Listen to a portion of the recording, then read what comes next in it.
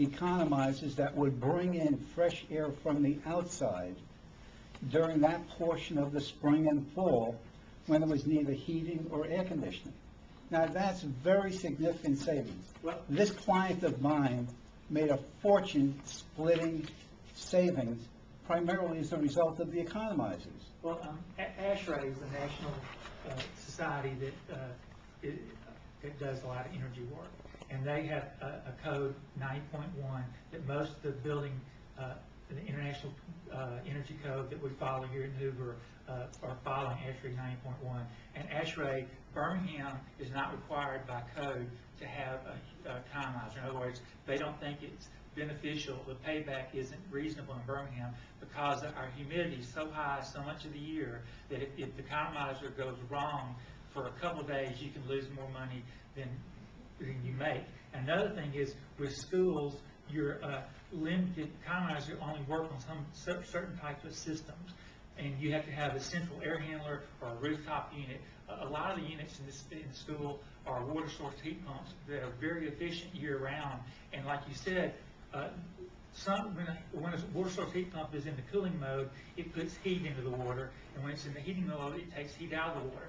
As the sun comes across the building in wintertime, half the building might be calling for cooling and half be calling for heating. So the loop is neutral, so you don't have to add any extra energy to it. So that is they are economizing themselves. Now, we've got computers that are monitoring what's going on. Am I correct? Is there any aspect of load management for the building taking place? Because load is a very significant portion of the electrical. Well, all the energy management programs have the ability to shed load, but Alabama Power's rate structures are not set up to make people in this area shed loads. In other parts of the country, you'd want to make ice at nighttime and use it during the middle of the day when the power rates are low. I'm not talking about. Well, it's the same concept. I'm talking about that 15-minute or 30-minute period during the month in which you have your peak load. Well, Alabama Power's school rates, their ratchets are not. So I'm not familiar with that. Well, they're not conducive like up north. It's not onerous like it is. Yeah, so we're not touching that. The key thing is, okay, we're talking about $826,000. That would be the current purchase cost of the equipment. Right. What about maintenance? What about software licenses and things of that nature? Well, the licenses are with it. You're already For paying 10 years or just 1 year? Probably, I don't know how long the license lasts. You're already paying some of the licenses and not making use of them because the other schools. It would seem to me that just putting us off by 1 month to take a look and provide some of the answers that, that Mr. Cooper is looking for, that I'm looking for, that you would get a stamp of approval or you would get specific areas that don't make sense that we can address, all to the benefit of the people of Hoover. That's really what I'm coming from. On the licenses, like you have most of these schools are going to end up being Inventus controls because they were low bid.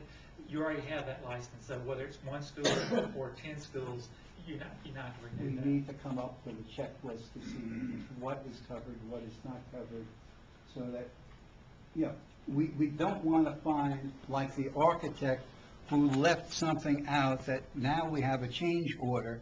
We don't want those kinds of things because that could add up to money.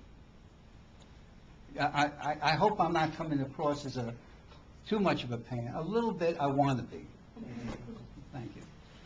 The only downside to putting this off is, depending on how long we put this off, we will have to rebid this. That's the way the bid specs are written, and we can't expect contractors to hold their price beyond 60 days. They just will not do that. So we'll ultimately end up having to rebid this. Is there a month? Let's see, we open bids on when? September 17th. So we've got until basically October 17th.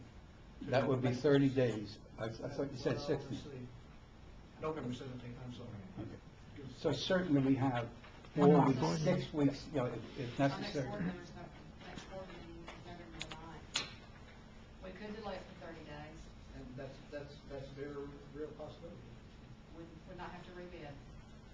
you get it in that time frame, I don't see us having any. I'll make myself available for whatever people's Do that, schedule. or I would say, Gary's pretty much always available to answer questions or concerns or issues that anybody's got. So, if you're okay with that, you or Jeff or whomever responding, I think that's, as long as we have somebody to give everybody a chance. The only other thing I can say about that is, and this may be splitting hairs here, but if we put it off 30 days, that's 30 days less savings we're gonna have. That's the only other component. Well, Don't go there. Don't go there. yeah. Because there's something I'm gonna bring up a little later, and that makes that pale in comparison. Maybe. As far as your pricing, you really got good pricing on this. We took bids from 3 different companies, and they each bid each school, and then we had one alternate where we bundled about 6 schools together, and the one contractor took $200,000. If you took each of his individual prices and added up, when he bundled them, he took $200,000 off that number. That's how bad he wants the work, and they need work, and so I think the pricing is It's understandable. Can I ask a question? What all are we getting for that money? Is this a software program? Is this actual equipment?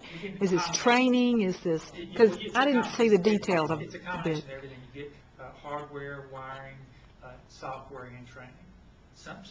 Each school, each of the 17 schools need different levels of work, depending on the age of the equipment and how out of date it is. Some of it, they just put in a new front end, a new brain, and it talks. The other ones, they have to replace more hardware and more wiring. And how long will it take to install this from start, if we approved it in 30 days? We gave them 15 months to finish it, but Okay. they want to finish it in 12 months.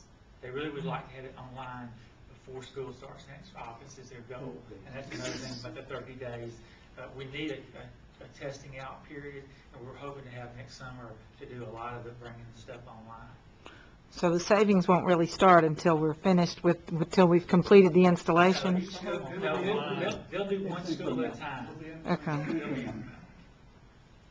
But to further answer that, Trish, it is more than a software program. For example, Jeff, I can't remember what's the total number of pieces of equipment that we'll be dealing with online. Hundreds, I'm sure. Oh, it's thousands. And each piece of equipment that we have will have a number of different hardware components attached to that piece of equipment in order to allow this software program to work. So it's an extensive job. It takes a lot of time to install, and the components are many and varied. And can I ask, what prompted this? I mean, what is the impetus? Because I have concerns, like Mr. Cooper does, this expense right now when we're looking at getting rid of teacher units at the start of next school year. I mean, we've got to cut how many tens of millions of dollars out of our budget, and yet we're going to make this expenditure sort of as a staving off Well, actually, no. of future Actually, expenditures. What prompted this was to help us with the ability to save that money so that we could put more money back into other areas of our educational component that we're wasting on energy right now. But that's what I'm saying. When did this all start? When did We this started exploration talking about start? this over 2 years ago, and then we've gone through with our engineers through every school, evaluated every piece of equipment we had, what could be saved, what could be used over, what needed to be completely replaced, what wasn't compatible, and the economy was not in a downturn at that time. There's been a big technology change in the past 4 or 5 years when we've gone